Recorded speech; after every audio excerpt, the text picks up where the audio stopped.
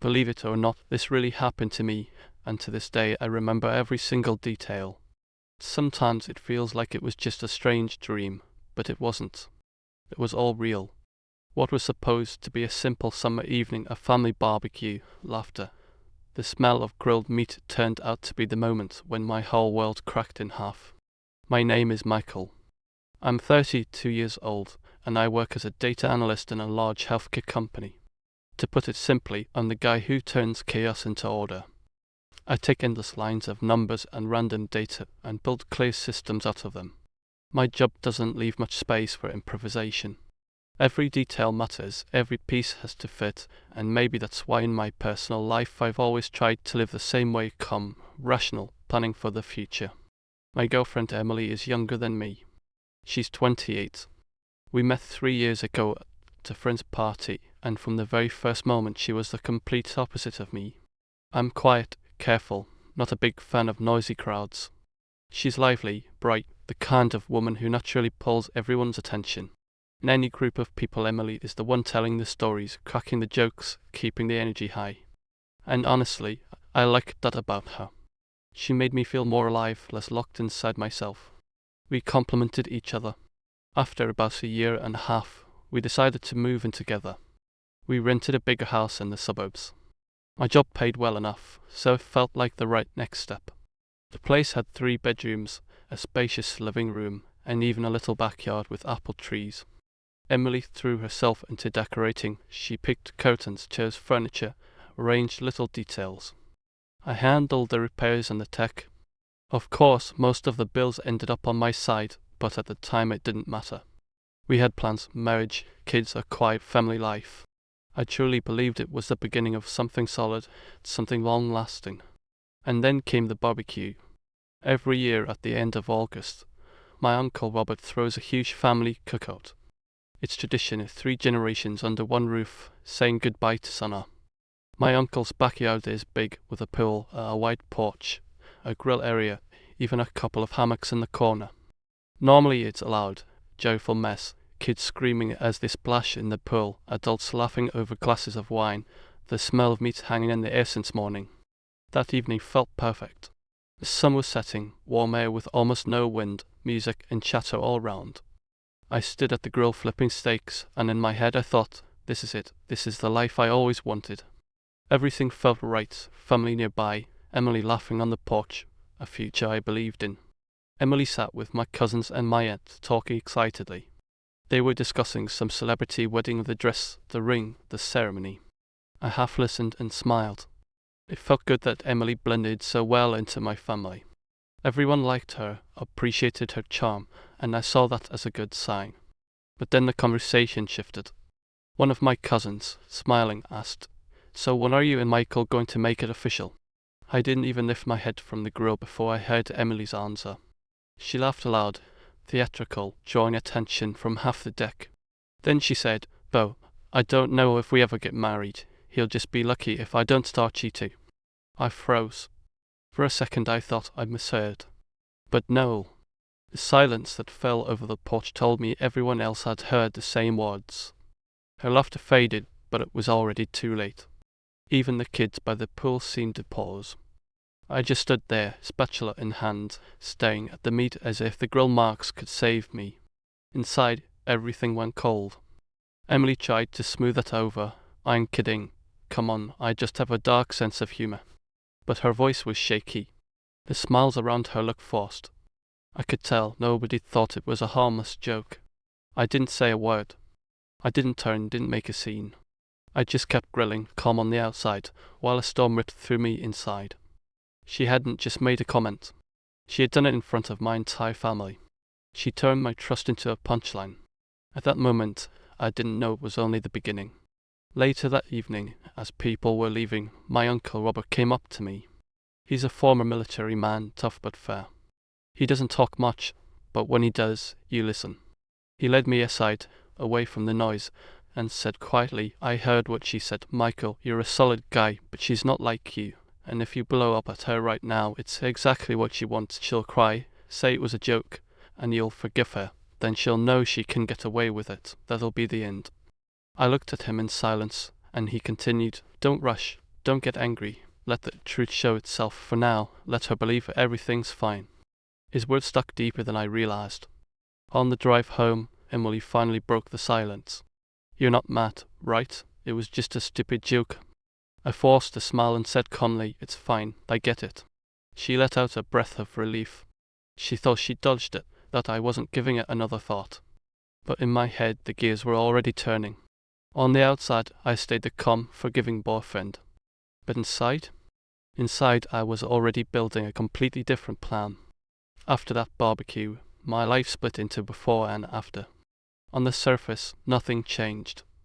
Emily and I still lived together, went grocery shopping, watched movies, planned little trips. But inside, everything felt different. I couldn't unhear her words. I couldn't forget the silence that fell over the porch or the look on people's faces. And I couldn't shake the advice my Uncle Robert gave me that night. Don't blow up, don't let her off the hook. Let her think everything is fine. Let her show you who she really is. So that's exactly what I did. For the next few days, Emily acted like the perfect girlfriend. Sweet, affectionate, thoughtful. She cooked dinner, asked about my day, curled up next to me on the couch. If anyone else had seen us, they would have thought we were the happiest couple alive. But I knew better. I knew I had to watch, not react. The first crack appeared just a few nights later. I woke up at 2 in the morning and noticed the glow of her phone screen. Emily was lying beside me, whispered typing into her messenger. I pretended to be asleep, but I watched from the corner of my eye. Her face was lit up by the screen, her expression serious. Not the kind of expression you make when chatting with a girlfriend about something silly. The next morning, I teased her lightly, so who were you texting at 2 a.m.? Secret admirers? She laughed too quickly. No, that was Jenny. She's upset about her boyfriend. I nodded and smiled, but inside I knew she was lying. Jenny was real, yes, but I had no doubt Emily hadn't been texting her. As the week went on, more little things stood out. Emily started guarding her phone more than usual.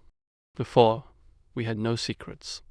We knew each other's passcodes, could grab each other's phones if we needed to. Suddenly, she kept hers with her at all times, even when she went to the bathroom. One night, when she fell asleep early, her phone was left on the nightstand. My heart pounded as I picked it up. I wasn't looking for anything specific, just patterns. And the patterns were there. Conversations with certain guys looked oddly clean. Too clean. Whole sections of messages were missing. Texts didn't flow naturally, like parts had been deleted. Her call logs showed late-night calls to those same numbers, but no text to match. The worst discovery was a group chat titled The Escape Committee. It was Emily and her 3 closest friends. At first it looked harmless at jokes, party plans, gossip. But the deeper I scrolled, the colder my blood ran. They talked about me. A lot. They called me Mr. Stability, the warden. They joked that I was boring, predictable, safe. And Emily's own words cut the deepest. She wrote things like, sometimes I feel trapped. He's good, reliable, but where's the excitement? Where's the passion? It's like being in a cage. And then, just a day before the barbecue, she wrote, I'm not ready to settle down with him, but it's a good setup for now. He pays for everything. He trusts me completely. Honestly, I could cheat on him, and as long as I smile and say I love him, he'd believe me. My chest tightened as I read that. I could barely breathe. This wasn't just insecurity or frustration. This was how she truly saw me, a setup, a safety net, not a partner. I wanted to wake her up right then, to throw her out of the house. But I remembered my uncle's words, don't get emotional, get information. So I took screenshots of everything, saved them to a secure cloud account. Then I carefully put her phone back and lay there in the dark, staring at the ceiling while she slept peacefully beside me. The next day, I played my part flawlessly. I brought her coffee, smiled at her jokes, even helped her pick out an outfit for work. She was all sunshine, relaxed, convinced that life was back to normal. But for me, nothing was normal. Every look she gave me, every laugh, felt like another lie. A few nights later, I pretended to stay late at the office. In reality, I parked my car down the street from our house and waited. Around 8 p.m., Emily came outside, phone pressed to her ear. She sat on the steps, laughing, gesturing, her voice full of warmth. It was the kind of tone I hadn't heard directed at me in weeks. I couldn't make out the words, but I didn't need to. I knew. I clenched the steering wheel, fighting the urge to storm out and confront her. But I held back. Patience. Evidence. Exposure. That was the plan. Days passed. I checked her phone again when I had the chance. More messages deleted. More gaps. Always the same patterns. She was careful, but not careful enough. And then, fate handed me the perfect opportunity. One evening, Emily burst into the house, glowing with excitement. You won't believe it, Melanie's engaged. Her fiancé proposed in Paris, and they are throwing this huge engagement party downtown. Everyone will be there. It's going to be amazing. I smiled, pretending to share her joy. But inside, my pulse quickened. A big party. All her friends. A room full of people she desperately wanted to impress. It was perfect. That night, lying awake in the dark, I knew exactly what I had to do. I wasn't going to scream, or argue, or beg her for honesty. I was going to let her expose herself in front of everyone. For the first time since the barbecue, I felt like I was in control. But I also knew this was just the beginning. When Emily told me about her friend's engagement party, I knew it was the opportunity I'd been waiting for. A fancy event, a big crowd, all of her closest friends, the perfect stage. If Emily wanted to play a game, then this was where the game would end. She spent the next few weeks buzzing with excitement. Every day she was talking about dresses, shoes, hairstyles. She wanted everything to be perfect. She wanted to look perfect. She wanted the spotlight, and I let her have it. I smiled, I nodded, I even offered to buy a new suit for myself so we looked like a polished couple. She laughed, kissed me, told me I was finally learning style. But inside, I was stone cold. While she was at work, I worked on my plan. I reached out to the event organizer and explained I wanted to make a short slideshow as a surprise tribute to the engaged couple. She was delighted and told me to just bring the file on a drive. That was it. No questions, no suspicion. At night, I sat at my computer building the video. The first 3 minutes were sweet and innocent, photos of the couple smiling, laughing, traveling. Group shots from dinners, parties, get-togethers. I even slipped in a few pictures of Emily and me smiling together to make it look natural. But the last 30 seconds were different. Deadly different. Black background. White text. Her words. He pays for everything. He trusts me completely. But honestly, I could cheat on him and he'd never notice that I'm not ready to settle down with him. He's just a safety net. I set them to scroll slowly across the screen with soft, romantic piano music in the background. The kind of music people associate with weddings, with love stories. Except this wasn't love. This was betrayal in her own handwriting. Every time I played the video back, I felt the same knot in my stomach. But along with the pain came clarity. These weren't accusations. They weren't rumors. They were her words. And once they were on that big screen, no amount of fake laughter could erase them.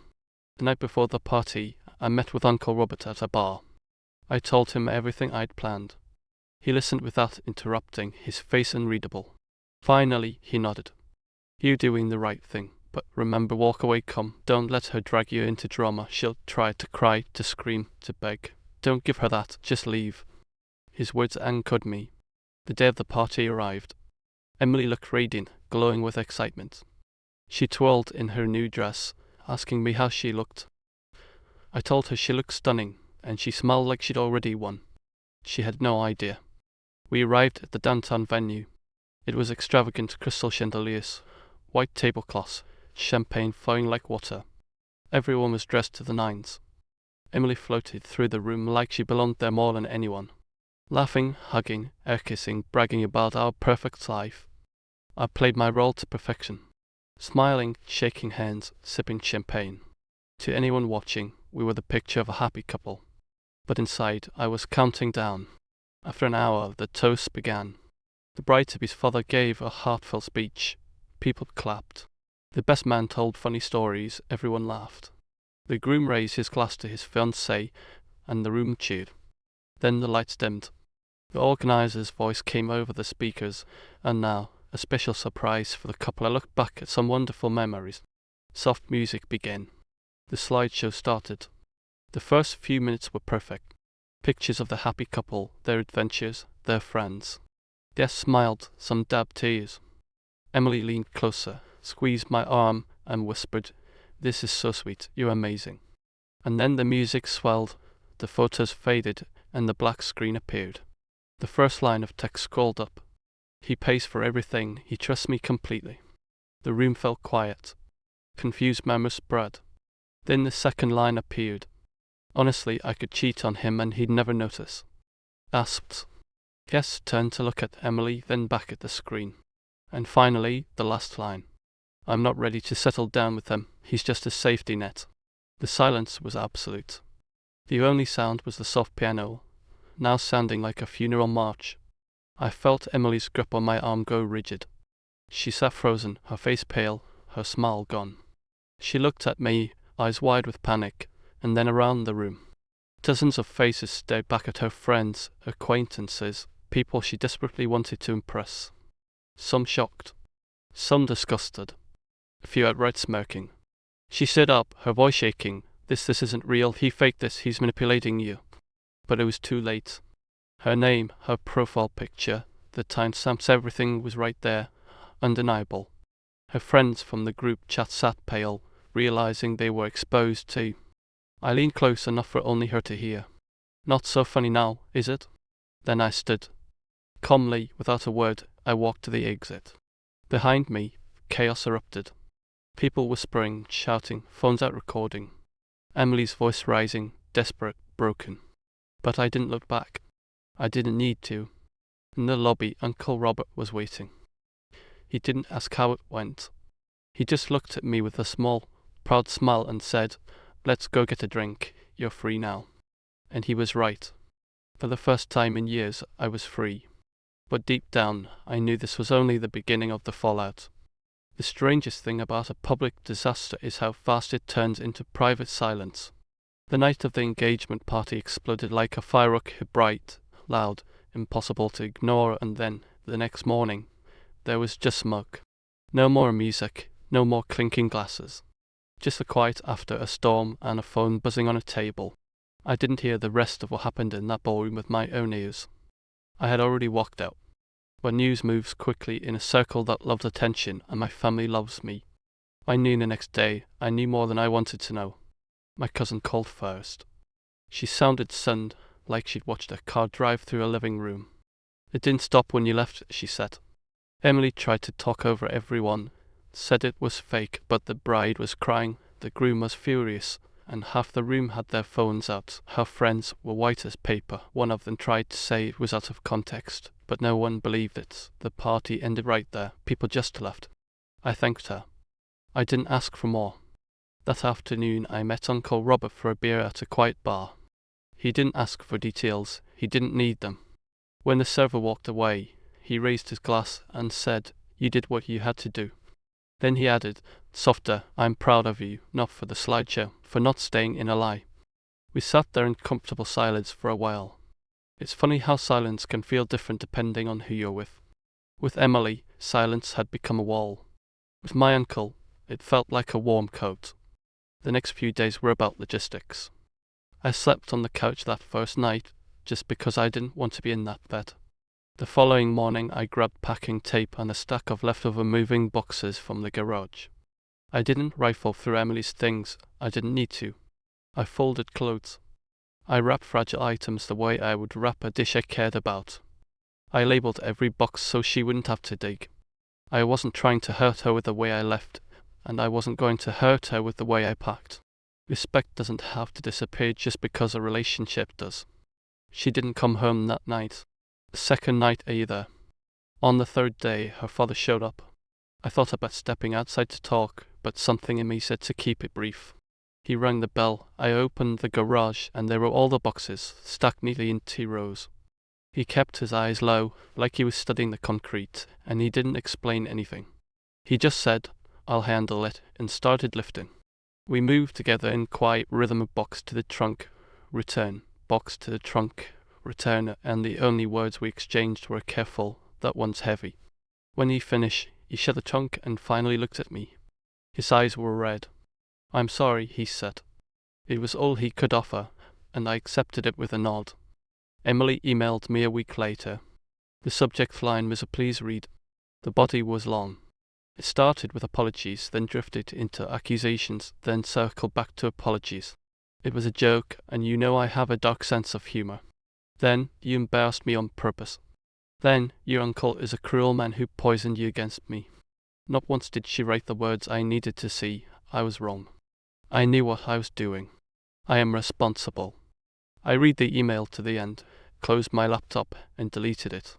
There was nothing to reply to. Nothing honest anyway. News from her side came in pieces. A friend of a friend told me the bride was furious not just at Emily, but at the crew around her who fed the attitude. The groom, it turned out, was a partner at a marketing firm that worked with Emily's company on a regular basis.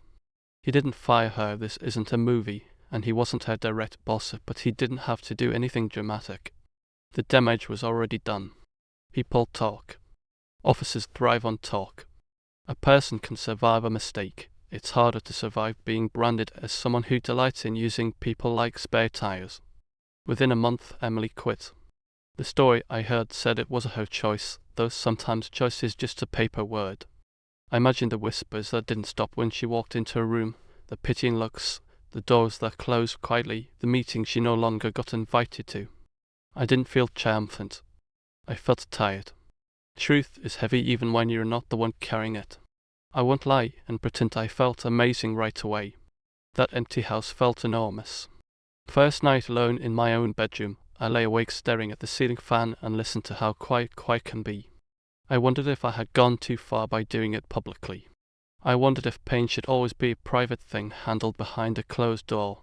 But every time I started to build a case against myself, I heard her words again, the one she typed when she felt safe and unobserved. He's a safety net. I could cheat on him and he'd never notice. That wasn't a momentary lapse. That was a map. She wasn't going to suddenly change direction just because I asked nicely. She needed a wall, not a warning. So I built a life with walls in it. Not walls to keep people out, not permanently, but walls sturdy enough to stop anyone from walking through me like I was a hallway. I made a deal with myself. For 90 days, I would do simple things that made me stronger. Nothing flashy, nothing new for the sake of new. Just strength. I made actual food instead of living on takeout.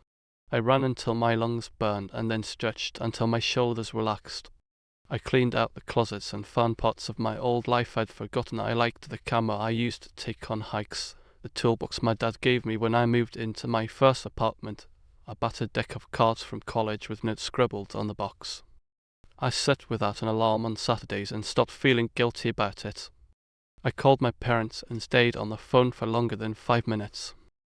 I said yes when old friends asked me to shoot hoops, even when I felt slow and out of shape. Uncle Robert kept showing up in quiet ways. A text on a Tuesday, fishing at dawn. A knock on Saturday with 2 coffees and no plan. Sometimes he told a story from his time in service. Sometimes he said nothing and let the morning do the talking. Each time I felt a little more like myself. People love to say time heals. Maybe it doesn't heal by itself. Maybe time is just the room where healing happens and you have to walk inside and do the work. After a while, I noticed the house didn't echo anymore. I wasn't tiptoeing around memories. The place smelled like coffee in the morning and clean laundry at night. I didn't avoid the spot on the couch where Emily liked to sit. It was just a cushion. Of course, there were reminders. One came in the cereal aisle of a grocery store on a Wednesday night, of all places. I turned the corner with a box in my hand, and there she was at the end of the row, staring at a wall of oatmeal like it had insulted her. For a second my chest tightened. We were moving toward each other before either of us realized it. When we looked up at the same time, our eyes caught like jacket zippers. Her face changed, surprise, then embarrassment, then something that looked like sadness but could have been exhaustion. She opened her mouth as if to speak. I gave a small nod and stepped around her card. No scene. No clever lines. No, how are you? We didn't owe each other that anymore. Sometimes courage looks like walking by without reopening a wound. Another reminder came on social media. A mutual acquaintance posted a group picture from a birthday dinner. In the corner, I saw Emily head down, half smile, not the blazing center of the room I used to know. I scrolled past. I didn't check her profile. I didn't need to compare my today with her today. That story wasn't a race, and I wasn't running in it. Every so often, a friend would ask a careful question. Do you ever regret doing it the way you did? I told the truth each time. I regret that it had to happen. I don't regret telling the truth in a way the truth could be heard. If I'd tried to have a talk over takeout on a kitchen table, she would have cried, promised to do better, and then built a better hiding place. The problem wasn't the party. The problem was the contempt. The party was just a place where contempt could no longer pretend to be a joke. Work helped too. I leaned into projects that required focus. There's something honest about data. It doesn't care about your feelings. It stacks and it sorts and it says what it says. The more hours I put into making sense of ugly data sets, the less time I spent replaying scenes in my head. I earned a performance bonus that quarter and used part of it to repaint the guest room. Fresh white walls, a simple lamp, a new rug. It wasn't symbolic.